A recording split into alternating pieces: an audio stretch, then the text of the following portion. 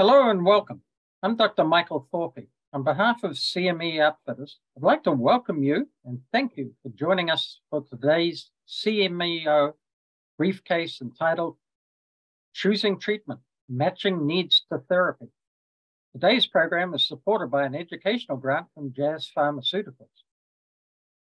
I'm Professor of Neurology at the Albert Einstein College of Medicine and Director of the Sleep-Wake Disorder Center, Department of Neurology at the Montefiore Medical Center in the Bronx, New York. I'm also president of the New York State Society of Sleep Medicine and the past president of the sleep section of the Academy of Neurology. I'm delighted to be joined today by my distinguished colleague, Dr. R. Robert Auger. Robert, could you please introduce yourself? Hello, and thank you, Dr. Thorpe. I am Dr. Robert Auger. I'm Associate Professor of Psychiatry and Medicine at the Mayo Clinic College of Medicine in Rochester, Minnesota, and I am consultant in the Mayo Center for Sleep Medicine, where I perform all of my clinical duties. Good, thank you, Robert. I'm delighted that you've joined me today for this discussion. I'm also pleased to introduce our patient advocate for today, Farah Hassan.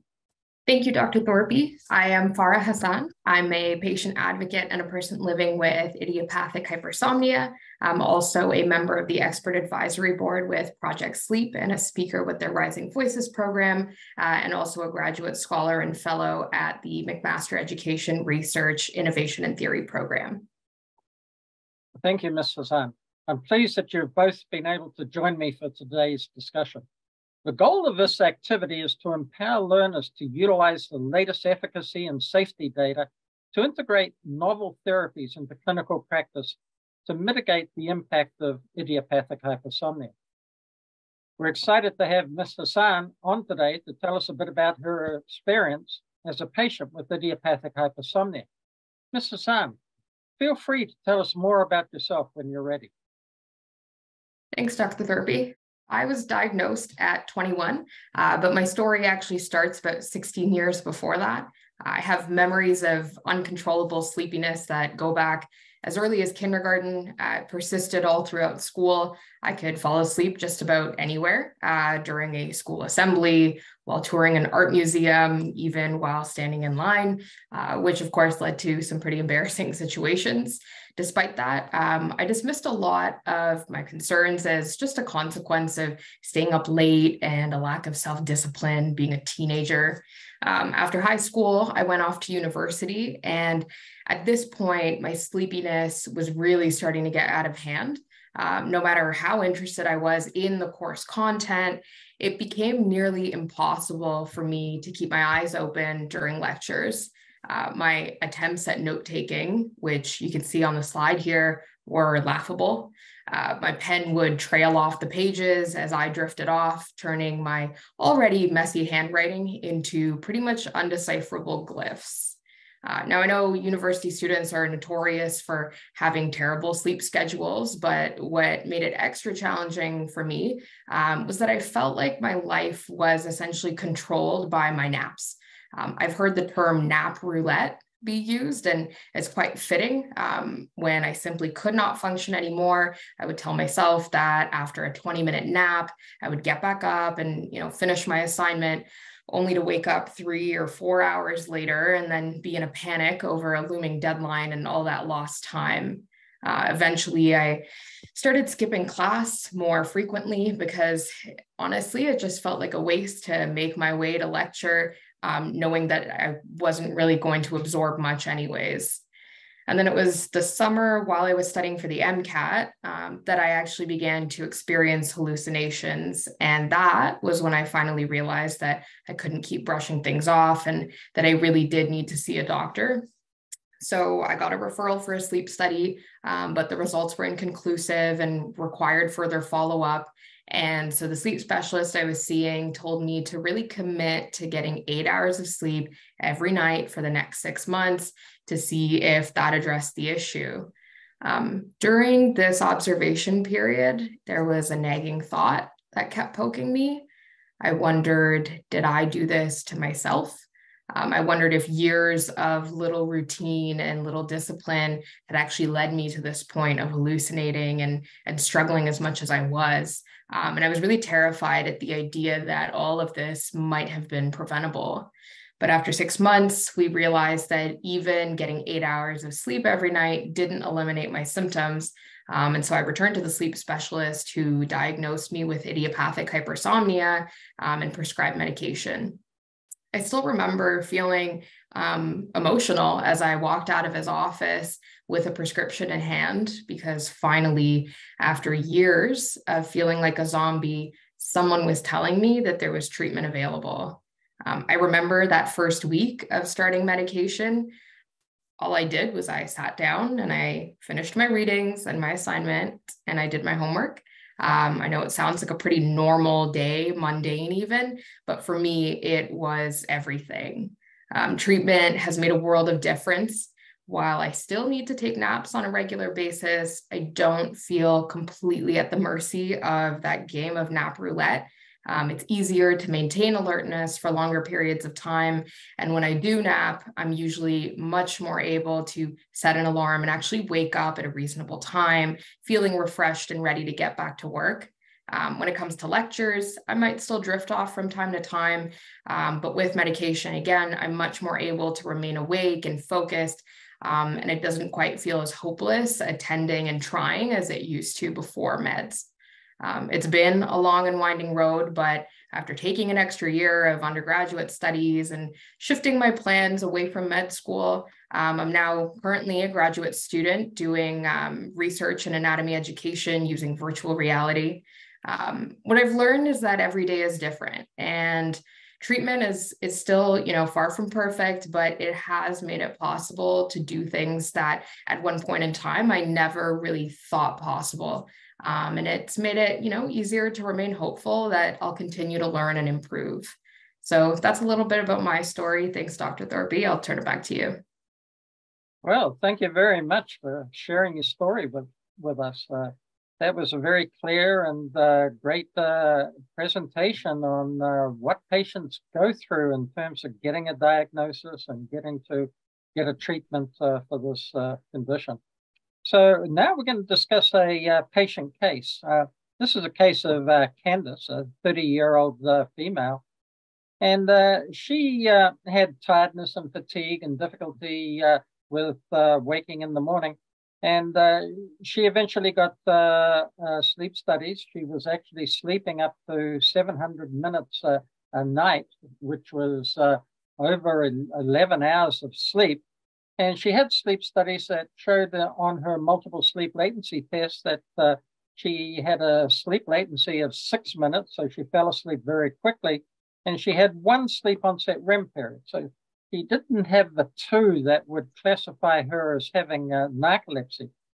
So she had some other conditions such as hypertension, and she was on oral contraceptives. Her situation is we're going to discuss in more detail as we go through this presentation. But first of all, what I'd like to do is to ask the audience about Candace. And knowing what you know there, that she's been diagnosed with idiopathic hypersomnia and she has those symptoms, what would you consider might be the most optimal choice of therapy for her? Please look at the answers there and make a selection.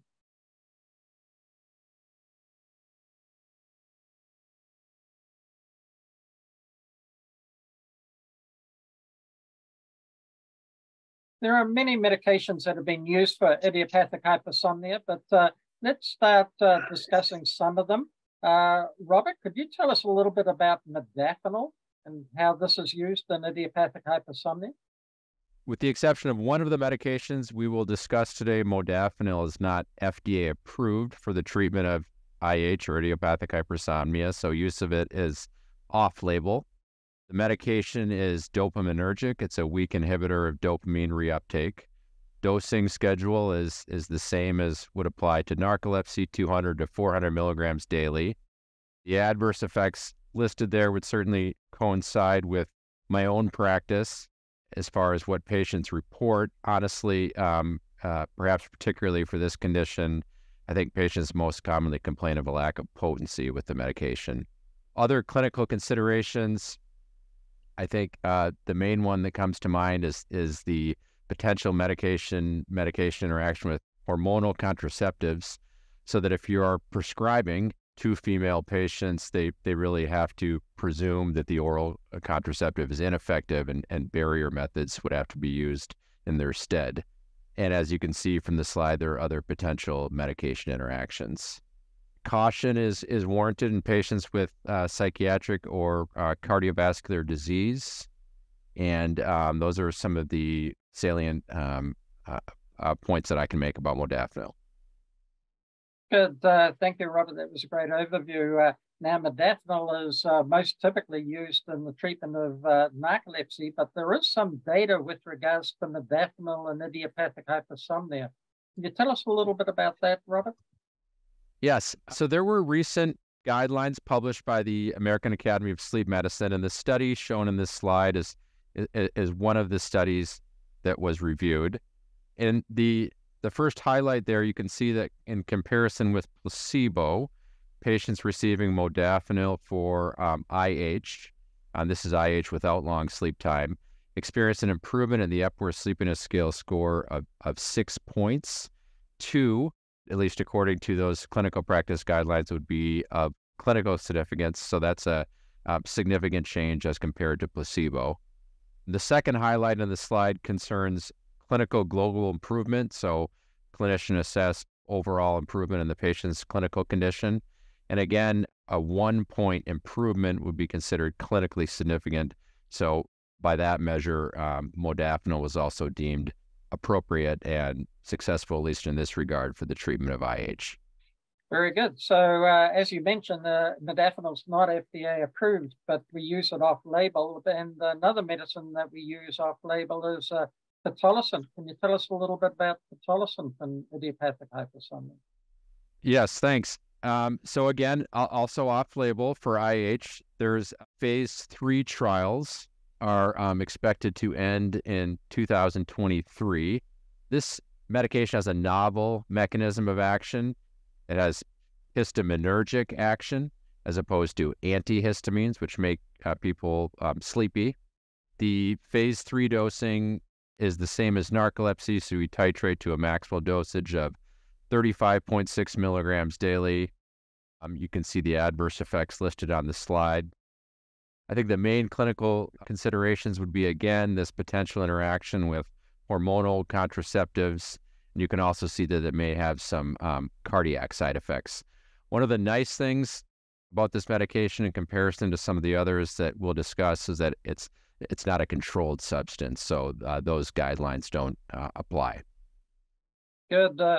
Thank you, Robert. And as you mentioned, this medication is currently being investigated in more detail, but there is a little bit of data, isn't there, from previous small studies. Can you tell us a bit about that? Yes. So this is an interesting study where they actually specifically looked at treatment refractory IH patients and trialed them on pitolisant. You can see that the patients were divided into those with long sleep time and without long sleep time. If you look at the baseline Epworth Sleepiness Scale score as compared to the Epworth Sleepiness Scale score with pitolisant, you can see that there are significant differences. You see a change in 3 points, significant difference in both groups, but I think the clinical significance really is associated with that long sleep time group. And you can see that there's a response rate of about 1/3 in both groups. Very good. So let's talk now about the oxybates. There are 3 different oxybates, aren't there, that have been FDA approved for narcolepsy. But tell us a little bit about the first of those oxybates, the sodium oxybate.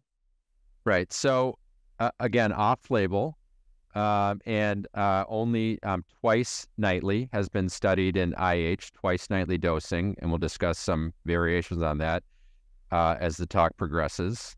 So the mechanism of action is really unknown. This is the sodium salt of GHB.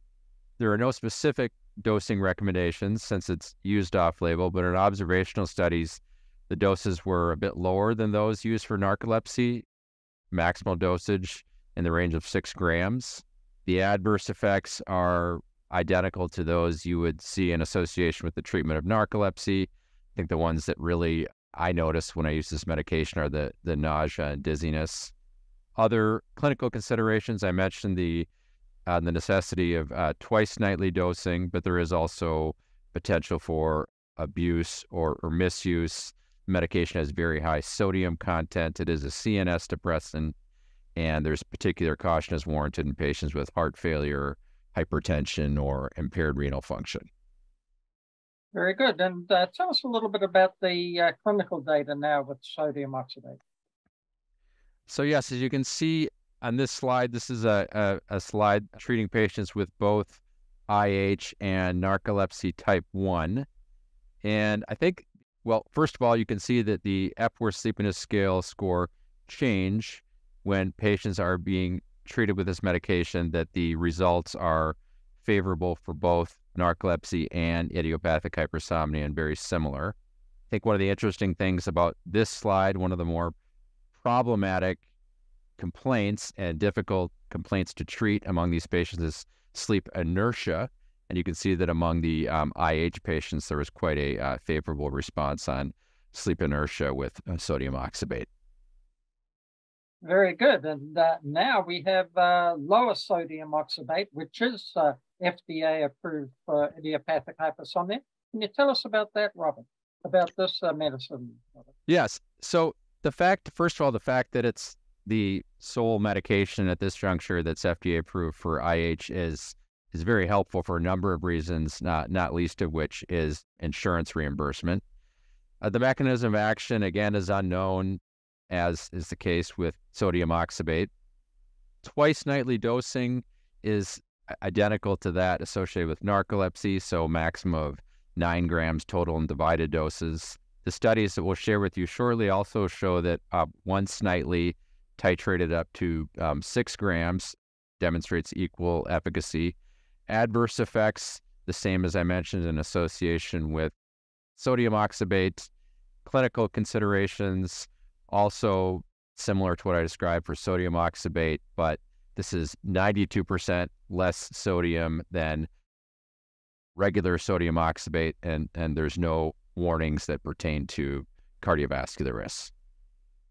Very good. As this is the first treatment that's approved for idiopathic hypersomnia, of course, there were significant research studies that were done on a large number of patients for the first time. So can you tell us a bit about these studies?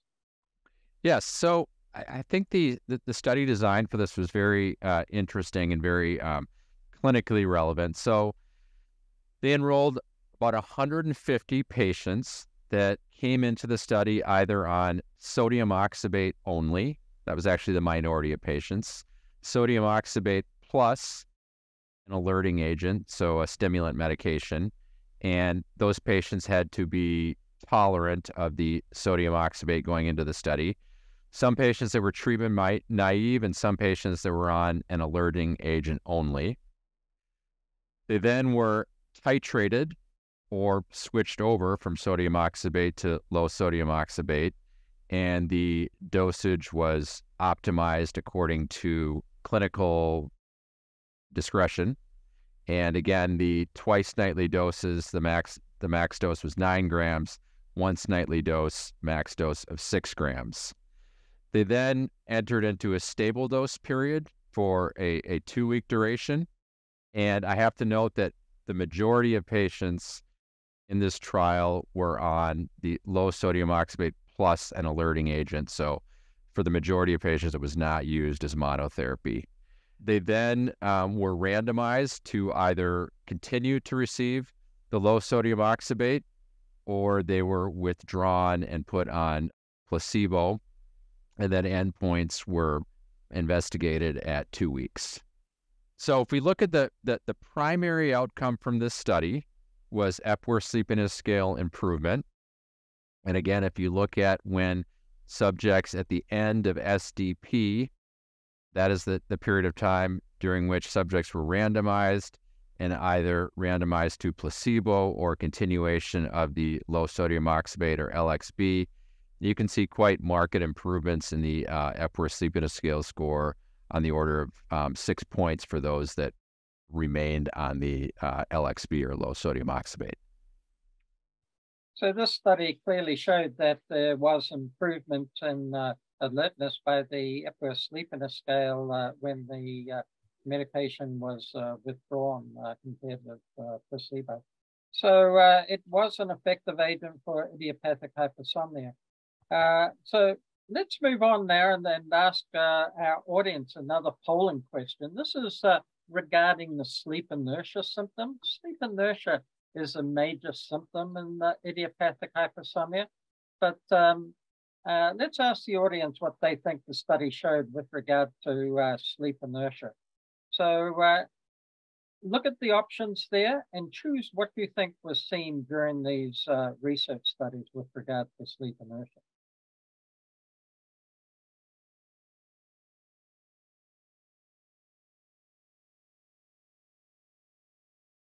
So the answer is A. In the double-blind randomized withdrawal period, the sleep inertia scale scores significantly worsened than those that went on to placebo compared with those that were on the low sodium oxybate therapy. So it clearly showed an improvement in sleep inertia. Now, when we, could you tell us actually the data on that from the study, Robert? Same design as the study I just shared. So you see the last week of the dosing period, and then subjects are either randomized to placebo or with continuation of the low sodium oxybate. This exploratory endpoint used a visual analog scale of sleep inertia, so it would range from 0, very easy to be alert upon awakening, to 100, very difficult. And if you look at the differences there are quite marked. There's a difference of 22 points in favor of improved sleep inertia among those who continued with the LXB as compared to those that were randomized to placebo. Okay, that was a great discussion about the various treatment options that we have for idiopathic hypersomnia. But let's get back to our patient, Candace. Candace, as you remember, complained about having a long sleep time and had sleep inertia. So when we hear those symptoms and we know she has a diagnosis of idiopathic hypersomnia, Robert, what would you consider to be sort of the first line treatment out of those various options that you mentioned? I think given the sleep inertia complaint, low sodium oxybate needs to be a strong clinical consideration, if not essential. I think it's likely, given the data we know, that will be used with an alerting agent. And I think that's where some of the discussions will need to take place regarding whether that's modafinil or pitolisant, and related to that, considerations regarding cardiovascular risk given the patient profile. She was also on a hormonal contraceptive. I think those are discussions that will need to take place with the patient. It sounds like low sodium oxybate is going to be part of the regimen regardless of which alerting agent we choose. Right. Two of the medications that you mentioned earlier, the modafinil and pitolisant, both of those will affect oral contraceptive agents, so may not be ideal in this particular patient. And the good thing about the oxybate is that it does tend to shorten nocturnal sleep as well in these patients with idiopathic hypersomnia that have long sleep time. And she was sleeping over 11 hours, so it's a long time. But then improves that sleep inertia. So what do you think about assessment of this patient on an ongoing basis? Do you have experience using, for example, the Idiopathic Hypersomnia Severity Scale? Would you think that would be useful to follow a patient like this? I really do. Particularly the patients with long sleep time, there's been some discussion as to whether those patients should be divided into those with long sleep time and short sleep time after going back and forth in the International Classification of Sleep Disorders.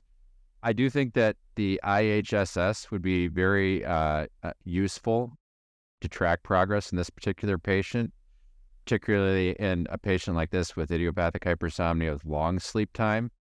There is some recent data that suggests that these patients are quite different than those with idiopathic hypersomnia with short sleep time, and there may even be some reclassification and further editions of the International Classification of Sleep Disorders to reflect those now known differences.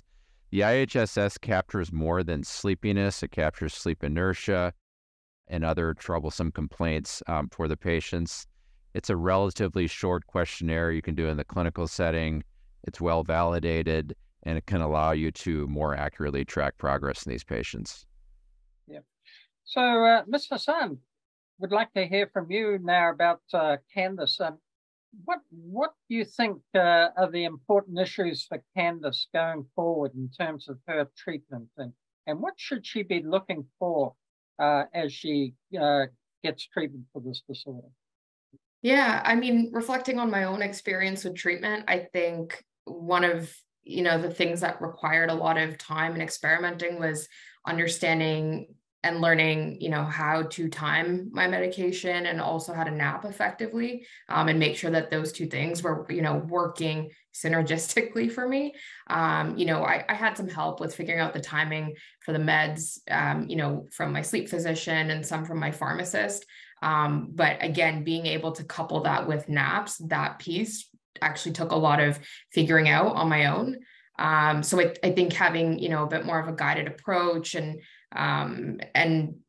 sort of advice on how to note observations and make adjustments from that would have been helpful. It's things that I think a patient learns how to do on their own, just out of necessity and needing to function, but, having that support right from the get-go. I think the other piece was just understanding, the strategies that I was employing prior to treatment, again, were things that you figure out on your own to make, daily living functional. And then treatment comes in and it's incredible. But then all of your coping mechanisms and strategies suddenly change. And I think navigating that piece again is something that, my doctor or, any clinician might be able to provide a little bit more feedback and guidance on. Well, thank you for that. That's very helpful. I mean, as clinicians and physicians, we tend to sort of focus on medication treatment, but you emphasize the importance of the behavioral components that are important in managing a condition like idiopathic hypersomnia. And as was mentioned, not the medications don't always completely relieve the symptoms of idiopathic hypersomnia. So, Robert, if this patient still has complaints about excessive sleepiness despite being on oxybate, would you consider adding in another medication? And if so, what might you add in to her treatment? I think in her case, one could consider either the modafinil or maybe even more promising, the pitolisant, but it would require a discussion about an alternate means of contraception, right, namely barrier methods of contraception.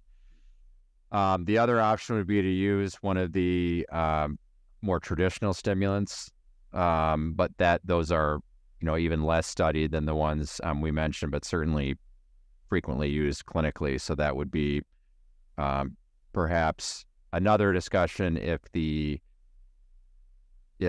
change of contraceptives was a deal breaker. Right. And then another alternative might be solriamfetol, which doesn't affect oral contraceptive agents. And although it may be somewhat difficult to get both oxybate and solriamfetol approved by the insurance carrier, but it could be another medication that could help improve her alertness. Well, I hope that today's CMEO BriefCase program has helped everyone develop a foundation for diagnosing idiopathic hypersomnia. Now, let's summarize our SMART goals. These are specific, measurable, attainable, relevant, and timely. So, identify both on-label and off-label treatments that are used for idiopathic hypersomnia. Customize the therapy for idiopathic hypersomnia based on the patient's characteristics, the dosing, dose forms, efficacy and safety data, and other clinical considerations. Utilize the most recent clinical trial data from, particularly that from the new FDA-approved medication in the treatment decision for these patients. And include patients and their unique perspectives in shared decision-making. And we've heard from Ms. Hassan how important it is to understand the patient's perspective in administering treatment for these patients. So today's CMEO briefcase is part one of a three-part series of case-based activities that can be found on the Sleep Medicine Education Hub. I hope you'll check out the other two activities in the series. The Sleep Medicine Education Hub has these activities as well as many other on sleep disorders. Thank you to our audience, and thank you today. And I'd like to thank Dr. Auger and Ms. Hassan. Thank you very much for your contributions and your excellent presentations. To receive CME and CE credit for this activity, participants must complete the post-test and evaluation online. Participants will be able to download and print their certificate immediately upon completion. So be safe, take care of yourselves so that you can provide the best care for your patients.